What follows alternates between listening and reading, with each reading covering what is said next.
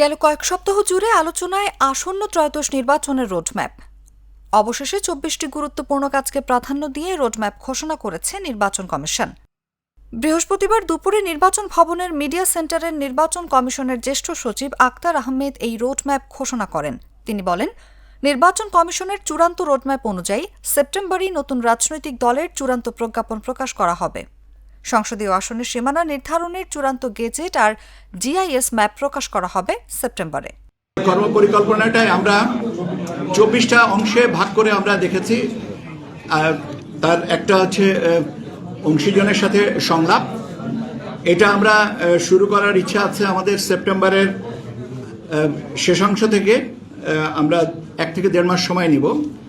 সুশীল সমাজ, রাজনৈতিক দলের প্রতিনিধি, বিশ্ববিদ্যালয়ের শিক্ষক, নারী সমাজের প্রতিনিধি, ইলেকট্রনিক অ্যান্ড প্রিন্ট মিডিয়ার ব্যক্তিত্ব যারা আছেন ইত্যাদি যারা আছেন তাদেরকে সবাইয়ের সাথে আমরা এই সংলাপ গ্রহণ করব এবং সংলাপের জন্য সময়সূচিগুলো আমরা পরবর্তীতে জানিয়ে দেব।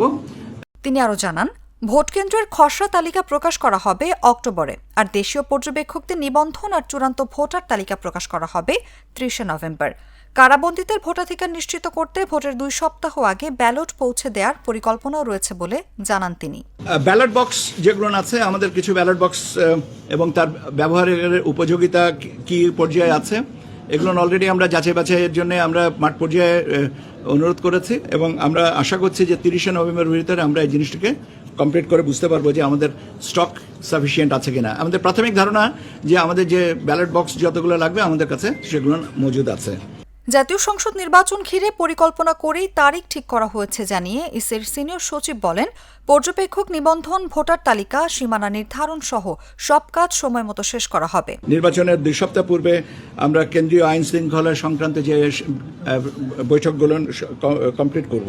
যারা দেশের অভ্যন্তরে আছেন এবং যারা দেশের বাইরে আছেন, বাংলাদেশি যারা ভোট দিতে চাচ্ছেন, সেরকম আমাদের একটা ব্যবস্থা এটা করা। এবং আমরা এই জিনিসটা একটা প্রজেক্ট এবং পরিকল্পনা কমিশনে আমাদের সহকর্মীদের প্রতি আন্তরিকভাবে কৃতজ্ঞতা যে তারা খুব অল্প সময়ে এই প্রজেক্টটাকে আমাদের ক্লিয়ার করে দিয়েছে। রোডম্যাপ অনুযায়ী সব প্রস্তুতি নিচ্ছে কমিশন।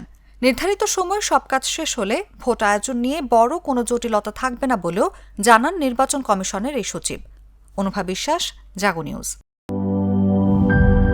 লিলি বিউটি সোপ, যার অ্যান্টি এজিং গুণ তারুণ্য ধরে রেখে ত্বকে করে উজ্জ্বল। তারুণ্যময় উজ্জ্বল ত্বকের জন্য রিমার্ক।